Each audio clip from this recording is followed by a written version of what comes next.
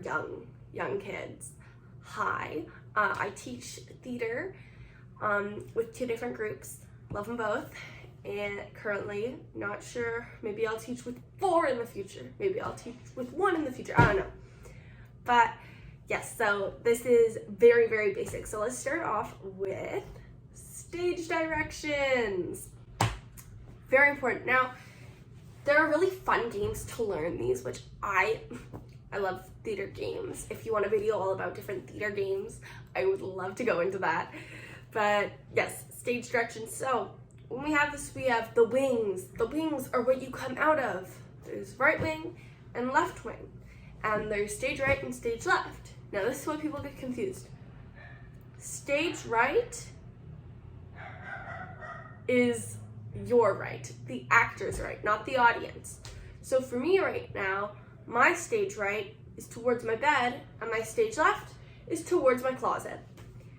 And then from that we have center stage, okay? So we have center, and then back in the day, theaters, the stages used to be on slants like this. So they angled like this. So that's why when you go further away from the audience, that's called upstage, because back in the day you were up, and closer to the audience and the orchestra, that's going to be downstage. So we have center, okay, and I'm gonna be upstage. So center upstage, center downstage, or downstage center, upstage center. Then we're gonna have right center. Sorry. Then we're gonna have right center, left center. Okay? Then let's go upstage center, upstage right, upstage left. Okay? Then let's go back downstage, and we have center downstage, right, downstage center, downstage right, downstage left. So, yes. So these 9, I don't know why I gave you 10. These 9 things, upstage right, upstage center, upstage left, center right, center left, downstage center, downstage left, downstage right. These are very important to know. And even if you can't know all 9, start off with the basic 3. Center stage, upstage, and downstage. Okay? Know those 3. Then know stage right and stage left. Then you can learn the other ones. Okay. And then if you guys, I'll give you the ones that are just like letters. I'll put that up. I don't think I'll read it out. I think I'll just put it up if you guys want to read that, and that's easier. Okay, now I'm going to kind of widen the stage. I know, very basics, but still I am going to widen the stage a bit.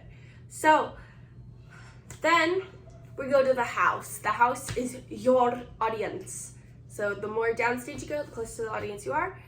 And depending on where you are, if you're in traditional theater, there's an orchestra pit. And that's where your band plays. They play all your music. Then is the house. Now, house has their left and right. So, right now, your house, right? Your house, I'm me. Let's see if I can do this. And this is my stage right. This is house left. Stage left, house right. I know, it can be kind of confusing. I think, yeah, that's all I'm gonna go over for stage direction. So next is improvisation. This is something that like you either love or you hate to begin with, but you gotta learn to love it. It's something, this is not my favorite, still is not my favorite. I get really weird about it, but you have to learn to love it. I'm gonna be honest. So, I know. Once again, improv games, they're so important to learn, but I'm gonna give you your biggest tip of all time right now. Someone says something, yes, and you never want to say no. No is like the biggest rule in improv. You don't say no. You always say yes and. Because when you're saying no, you're shutting down that person's idea and you're causing a lag in the story and you're causing a lag in the scene. And you're potentially even just ending it right there. You always want to say yes. Yes and. It's so basic. You add something on. So let's say Maui here, Maui the pineapple. Let's say Maui goes, it's so nice outside today. I could say, yes. And you know what? I think I'm going to go down to the beach because of how nice it is. Something like that. Maui can then add, yes, that's a great idea. I think I'll go swimming. Stuff like that. And you can keep adding and adding and adding. But you never shut down someone else's idea. So, learn improv. It's going to be great. Parts. Let's learn about parts. And I'm talking about parts in the cast. Now, we have our main roles, main/principal. You'll hear them referred to different ways. And let's think of something. King, because I just did Lion King with my students. So, a principal role is going to be Simba or Nala. Those are going to be principal roles. Your ensemble roles are going to be roles like the lionesses or the ensemble hyenas, not the three main ones, not Ed, Shenzi, and Bonsai, but the other hyenas. Those are going to be ensemble roles. And also, I want to tell you this right now, especially like, this could be like your third show and you're like, why am I always in ensemble roles? Ensemble roles are so important. We could not have a show without you guys. And I want you guys to know how important you are. Because if we had a show, and let's say we had our Simba, we had our Nala, we had our Zazu, we had our Rafiki, and then let's say we have Scar. Scar's a really big role, a really big principal role. So let's say Scar, in the big challenge scene at the very end let's say Scar's talking, right? And Simba's there and Nala's like, we don't think you're the king. And there's no lionesses behind her. That causes a bit of a problem, right? So we need to ensemble roles and they're so important. Next, understudies. So for my little young ones here, all these rules I'm going to teach you, they won't necessarily apply to you when you're first starting out. But for my older kids or my kids, more people going more professional, understudy. An understudy is someone who learns your role and is on deck at all times. They're not in the show, unless something happens and then they go on for you. So, yeah, so you just, and they know the expectation. Now, if you're in like a professional Broadway show that's running, you know that at some point you're gonna get to go on, because also the actors want breaks. They need to rest their voices because they're performing multiple times a day, right? So you know, but for smaller scale productions, in the time of COVID, understudies are important.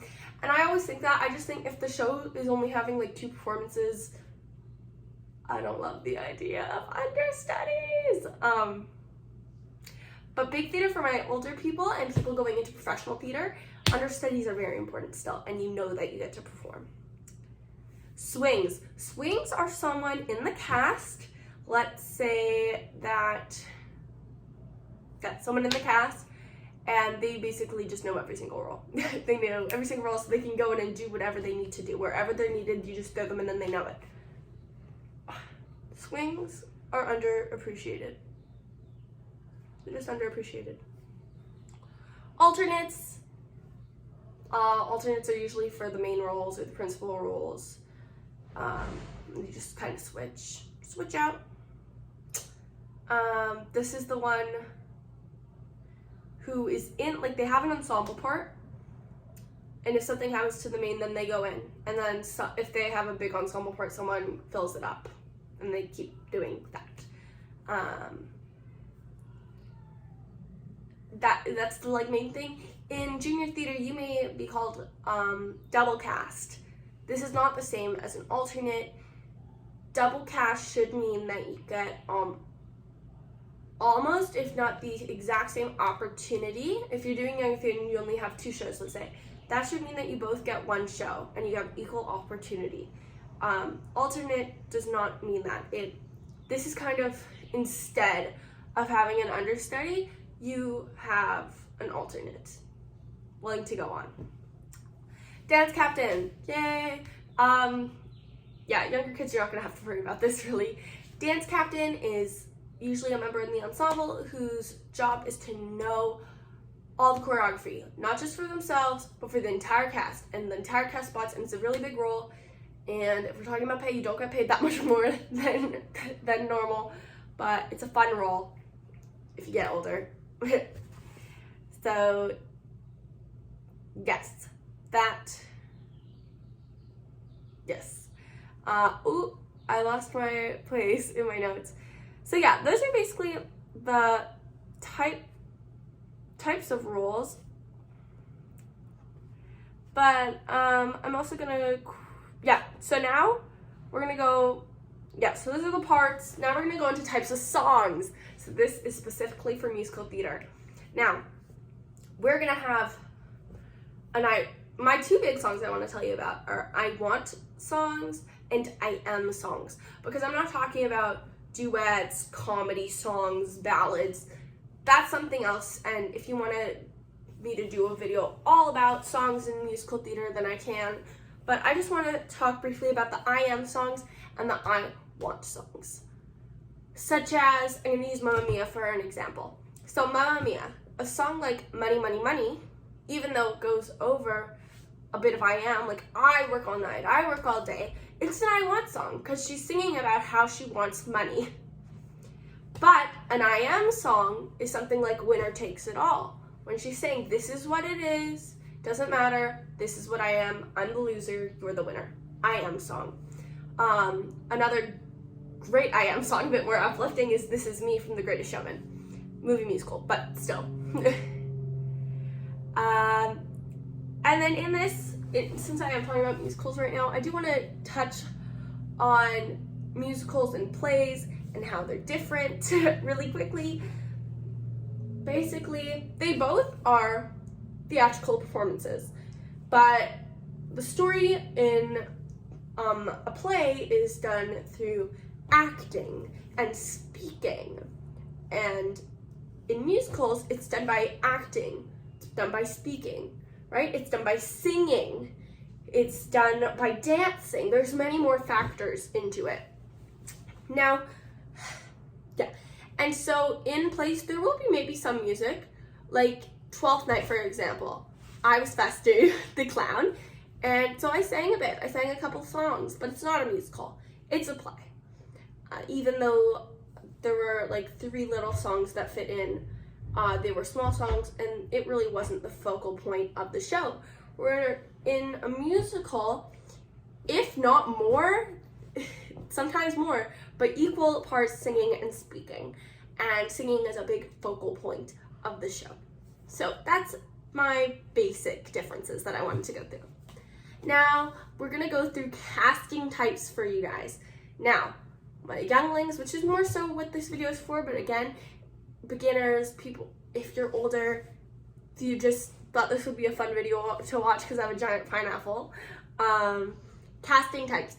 So when we're younger, little kids, especially in my opinion, when I'm going through kids and I'm going, who's gonna work for what? Especially musicals, I go for vocal, of course, vocal range, but I would like to see you do different things. However, I can tell you different casting types. So when we get older, we're gonna have more so boy and girl, which kind of sucks because not all of us are boys and not all of us are girls, and there may be a role where you're like that is classified as male, and you're like, even though you identify as female, and you're like, that's totally my casting type. Theater's really old. People were not always as open-minded. People still are not that open-minded, and it really sucks. But I'm gonna just go through some basic ones, and then I can go through some of the more things. that usually are associated with a certain, not sex, fully just gender, but the comedian, the comic in the show. This is going to be things such as your Timon and Pumbaa in The Lion King. In Mamma Mia, it's going to be like your Rosie. In, don't mind me being like crazy. I know I'm saying a lot of musicals. That's just, I love musicals. Plays like Sir Andrew. He's pretty funny. He's part of the comedic relief there. Big part of it, right? Even though he's not the one making the jokes, the ones who are the like core is like the Maria is like setting up these traps with them, but Sir Andrew, like the fighting scene, that's comedic relief. Sorry, so the comic is the funny one. Like Madagascar, you're gonna have King Julian as your hilarious character.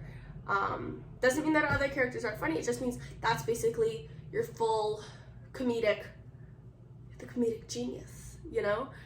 Beauty and the Beast, LeFou is definitely comic relief there, because Lumiere and Cogsworth, yes, they're super, like they are funny characters, but I would say that LeFou is more so comedic relief than them. Next is gonna be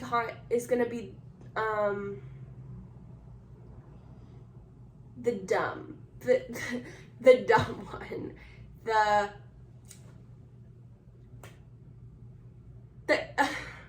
airhead. The airhead. Their head's in the clouds. Their head is elsewhere. They're off doing something else when everyone else is talking.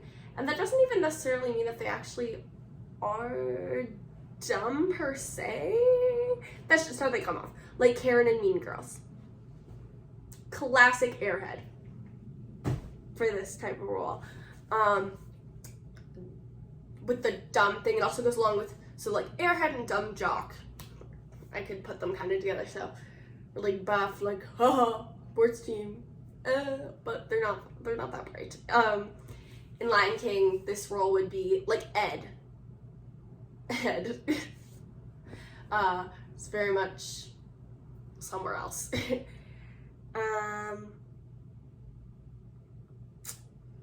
Let's do, okay, the small in stature but big in personality, the feisty, and it often is characterized that they're like short and spunky basically. Mamma Mia, again, this would be Rosie. Rosie again. Be More Chill, it's General in.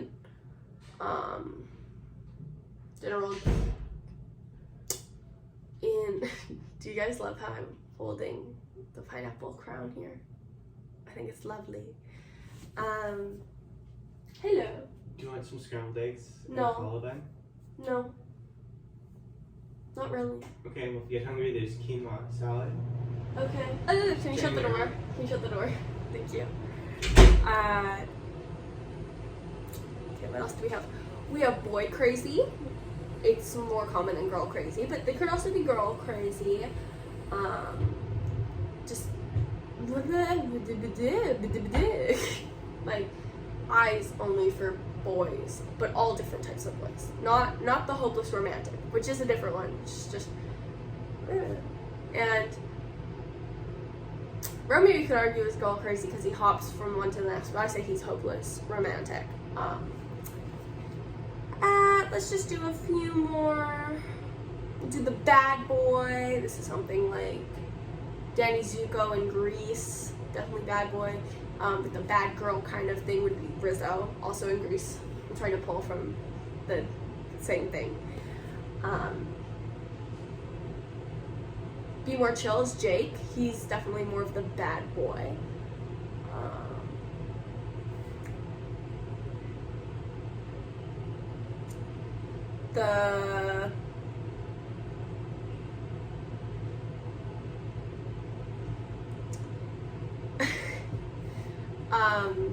I'm trying to think of ones that also, the boss man, very much in charge, very much takes control of the situation.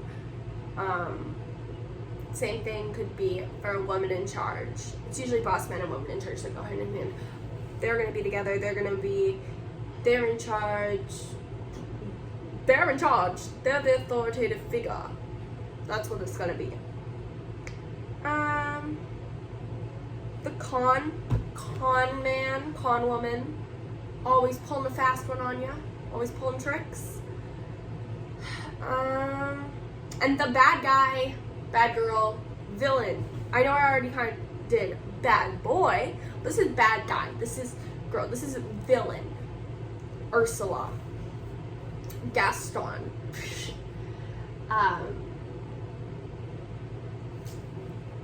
The Phantom. Scar.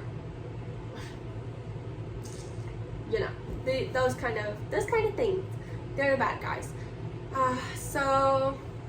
And there can also be like a likable bad guy, aka for me the Phantom, in my opinion. But yeah, so I hope you enjoyed my very, very much basic, even though it's over 20 minutes, my basic video about musical theater, and things to get you started. However, I will say, I've told you these things and you're like, now what? What do I do with this information? Well, I'm assuming you watched this because you want to get into it. Go audition.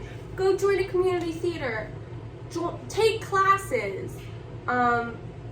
Maybe I'll end up being your teacher if you take a class. Maybe I'll end up being your musical director. Maybe, who knows? But get out there. Put yourself out there. These are your very, very basic. Do more research. Maybe watch other people's videos. Yeah. And if you just want to learn about this stuff and don't actually want to go into it at all, that's cool too. And I think it's great that you watched me this long. But I will see you in my next video.